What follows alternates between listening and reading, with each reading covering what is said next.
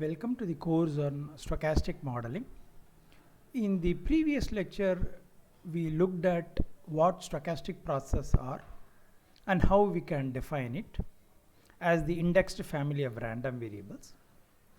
And in this lecture, we will classify the stochastic process based on the nature of the state space of the random variables comprising the stochastic process, as well as the index set or the parameter characterizing the stochastic process.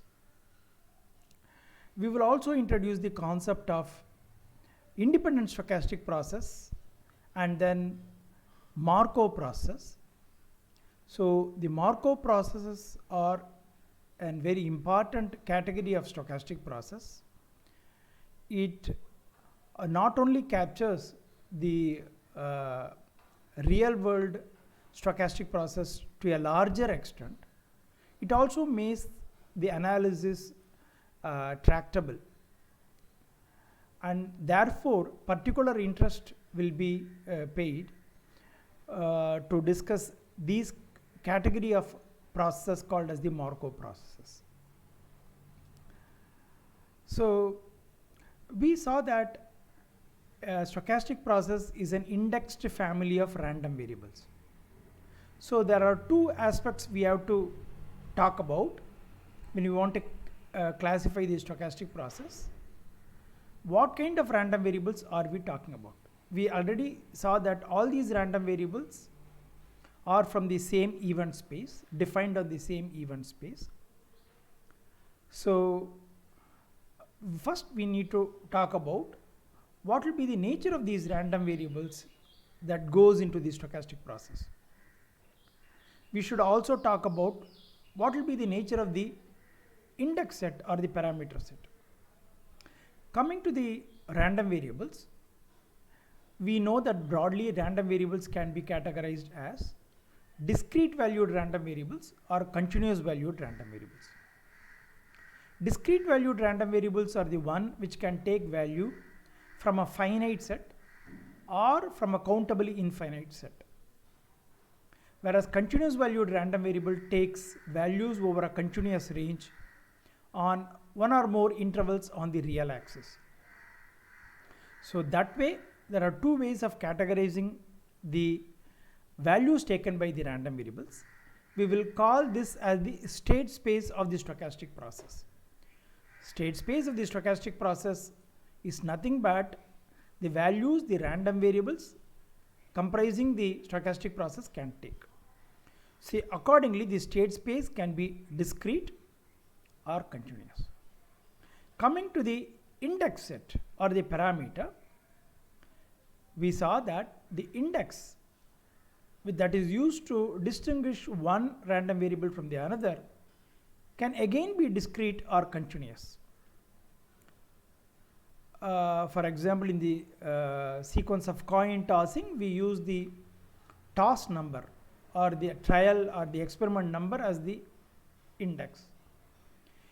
In the case if you want to monitor a physical parameter like temperature, pressure at an arbitrary time, time can take values over a continuous range, and here time is the index or a parameter. So that way the index or the parameter can be discrete or continuous, because the state space or the index are the primary ways in which stochastic process can be looked upon. We can categorize the stochastic process using these nature of these two quantities, that is the nature of the state space and the nature of the index set. Because each of these two have two possible natures, discrete or continuous, on the whole the stochastic process can be divided into four categories. So they are respectively the discrete parameter or the discrete index, discrete state stochastic process, because here the state space is discrete, the index is also discrete. Or it can be discrete parameter, discrete index, continuous state space stochastic process. Or it can be a discrete state continuous parameter stochastic process, or both the state space as well as the parameter can be continuous, in which case they are continuous state, continuous parameter stochastic process. So any given stochastic process will fall under either one of these four categories. Now, with this in mind, we will look at some examples for each of this category. That way we will have a better understanding of how this parameter or the index as well as the state space of the stochastic process signify what kind of stochastic process we are going to deal with. The first category is the discrete parameter, discrete state stochastic process. As we have already noted in the previous lecture, in most of the cases, time acts as the parameter.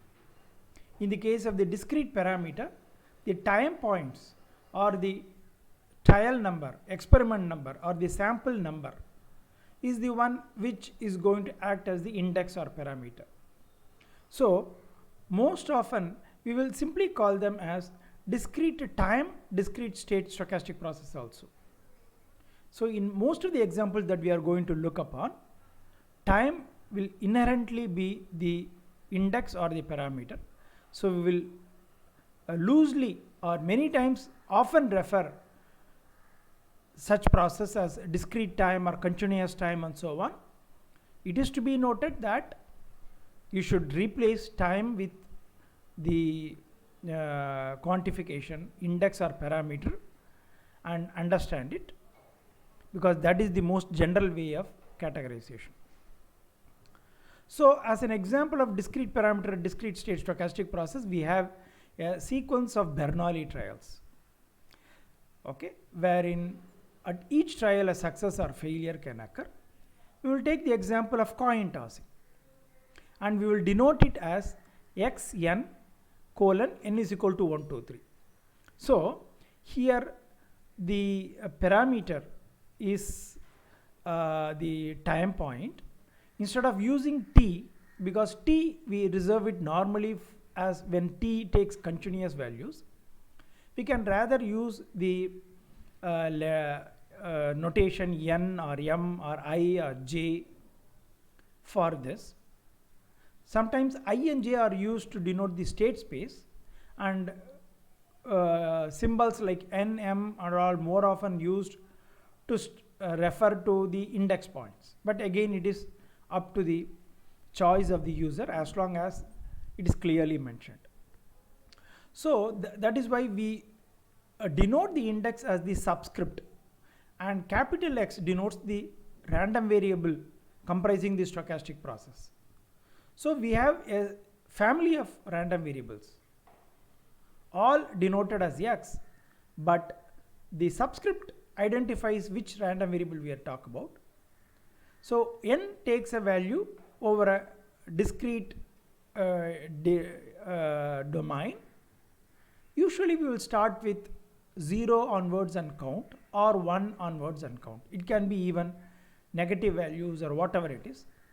Because we are referring it to a count or identify the toss or the experiment number, it is natural to start off with 1 and then use successively positive integers to denote the index values. So xn n is equal to 1, 2, 3 is a common way in which discrete time, I will use the word time itself to emphasize that time is more often used. Discrete time, discrete state stochastic process. So here the random variable x can be defined. In one way of defining it is x can take a value 1 if success occurs and 0 if failure occurs, or head for success and tail for failure, in which case there are only two possible values the random variable is going to take, 1 or 0, which is discrete, and therefore the state space, which is the value the random variable take, is also discrete. The index, the toss number, is also discrete. Both are discrete, and that is why it is a discrete parameter, discrete state stochastic process. Here we have seen an example where the index 1, 2, 3 can go up to infinite if you keep on doing the coin tossing, or if you curtail it to some value, it will take finite values. So the index set can be finite or countably infinite. How about the state space? In this particular case, the state space is finite. Only two possible values the random variable takes, 1 or 0. But the state space can also be is discrete, which means that it can also be countably infinite. For example, consider a experiment. We will come to this here. Before that, we will take one more example for this finite state discrete parameter discrete state stochastic process. If you look at a sequence of throws of a die and look at define the states or the values the random variable can take as the face value, which can be 1, 2, 3, 4, 5, 6, then we have again and use an index to denote the which throw of the die we talk about. Again, it is a discrete parameter discrete state stochastic process. Now we will take a look at an example where the state space is discrete but it is countably infinite. Suppose we do a sequence of experiment. Each experiment itself is a sequence of coin tossing. We keep tossing the coin until we encounter head for the first time. So we keep tossing a coil, we count the number of tosses we have to make to get head for the first time, and that number is the value the random variable takes. And this random variable is a geometric random variable, and if P is the probability of getting an head, Q being the probability of getting a tail, we know that probability that we have to make n tosses is Q power n minus 1 into P. But the value these random variable can take can go up to infinite. So it is a countably infinite values the random variable can take. The state space is countably infinite.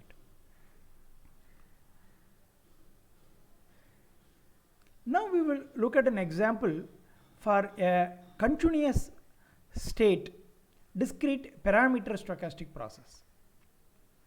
So an example would be that you are looking at certain physical quantity which can take continuous values over a continuous range.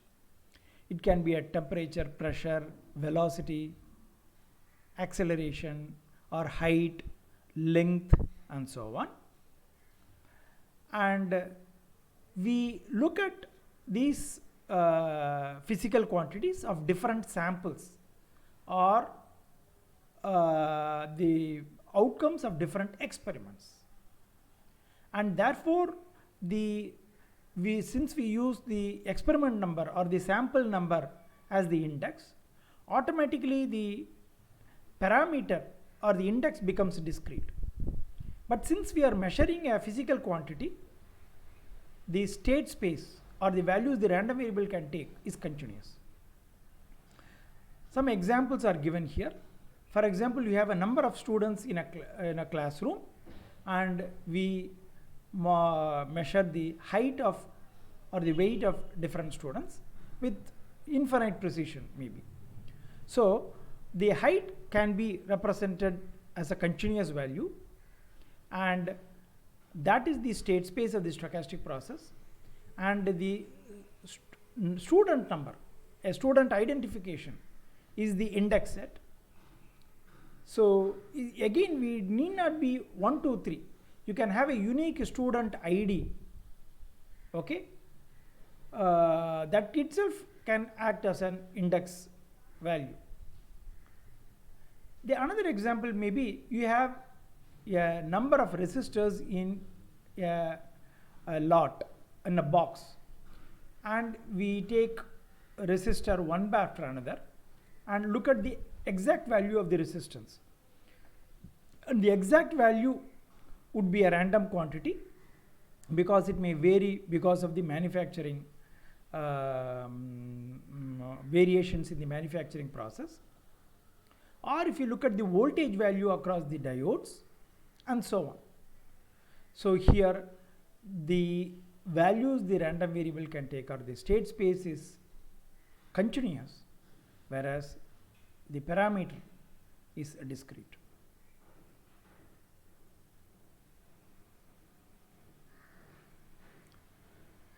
So then the length of a rod that comes out of a manufacturing facility can be like this, that is the length of the rod being continuous, whereas we note the length of the rod of rod 1, rod 2 and so on, which acts as the index.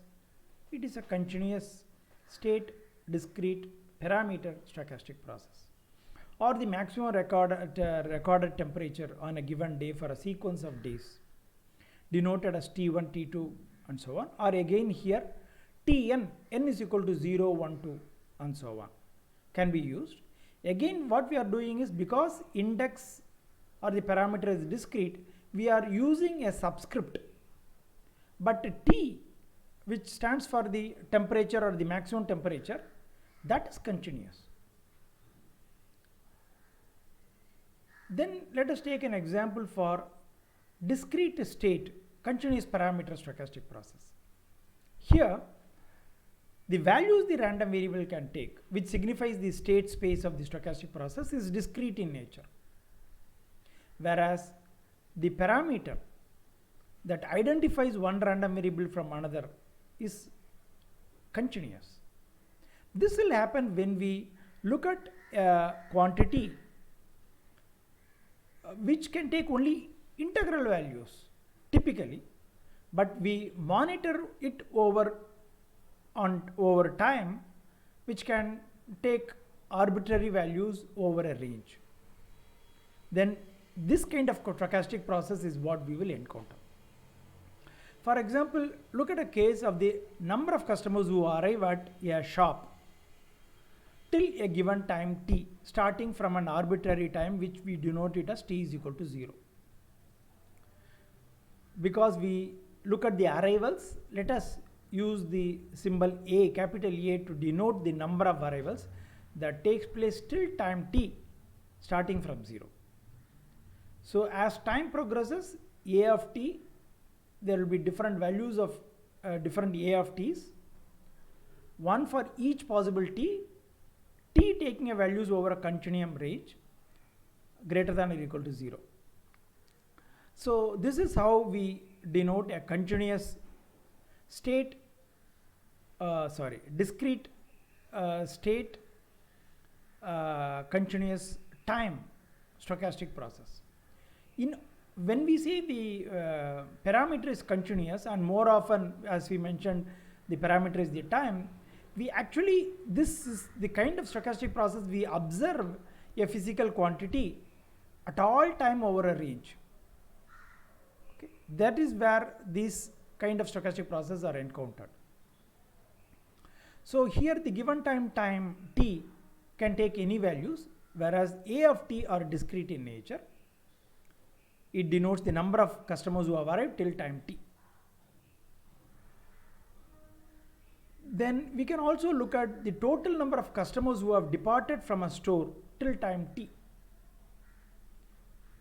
That will also be a discrete valued one, whereas the time being the one that is used for monitoring, the parameter is continuous.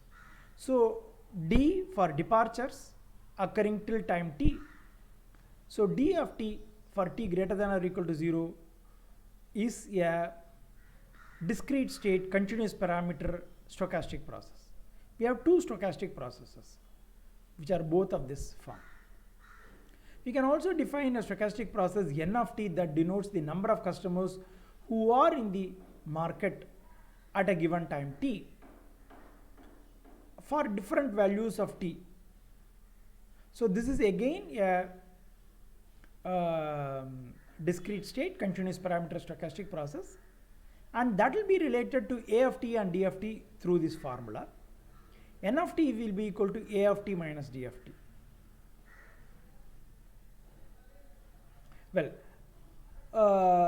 going ahead, what we will later on encounter these kind of processes quite often. We will note that A of t, D of t often represent what are called as the counting processes. So there are a class of stochastic process, counting process.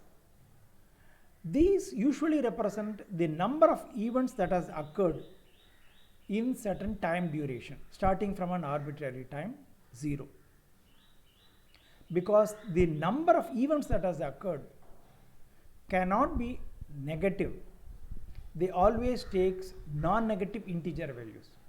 Again, we are looking at lumped quantities like customers, packets, or number of births, number of accidents, and so on. So we have to only use integers to denote it. Naturally, the state space is discrete, but when we monitor is up to us. If you monitor it over at an arbitrary time, then it becomes a continuous time stochastic process. But the point to be noted is, because it represents a count, okay, till a given time t, the count cannot decrease. It can remain constant, but it cannot decrease. So the state space of counting process are always non-negative, integer valued. Further, they are monotonous, non-decreasing values. They cannot decrease. So if you plot it against time t, they will be like a staircase values. Staircase because the state space is discrete. N of the A of t and D of t are only discrete values. That is why it is staircase in nature. If the state space is continuous and still we are looking at a counting process, then what will happen is, we don't normally call it as a counting process. Then for example, if you look at and measure the amount of water that enters into a dam till time t, that is can also be looked upon as a counting process, because but here it is not a count. Here the quantity of water that arrives is what we are looking at. We are not looking at the departure and so on, only the arrivals. Again, it is a monotonous non-decreasing values measured over a continuous valued time. So in general, we will confine to integer valued states. So such counting processes are very often being used. And one of the important way of modeling such counting process is using the Poisson stochastic process. We will deal more about it soon in this lecture itself. Note that N of t is not a counting process, because it can decrease, it can increase, and it can decrease. Of course, this is also a discrete state continuous time stochastic process, but it is not a counting process because it can increase or decrease. Then we can look at the continuous state discrete parameter or discrete time stochastic process. Here the state space or the values the random variable can take is continuous, but there is one random variable followed by another random variable and so on. The random variables are identified as 1, 2, 3 and so on. For example, looking at the same customer arrival in a shop, the time of arrival of successive customers can be noted. If you look at that stochastic process, the customer number is the index. Customer 1, customer 2, customer 3. Naturally, the parameter or the time is discrete. How about the state space, the values the random variable can take, which is the time of arrival? The time of arrival is we can measure it with arbitrary precision, so that would be will take values over a continuous range. So it is a continuous state discrete parameter stochastic process. Yet another stochastic process that you can define over the same example is that the inter-arrival time between successive customers who arrive to the shop. So you start at a time t is equal to 0, wait for the arrival of the first customer, call it as the inter-arrival time. Of course, there is no two customers who are there. It is the first customer who arrived. Just call it as the inter-arrival time of the first customer. Later on, when the second customer arrives, you find the time difference between the arrival of the second customer and the first customer. That we call it as the inter-arrival time of the second customer, and so on.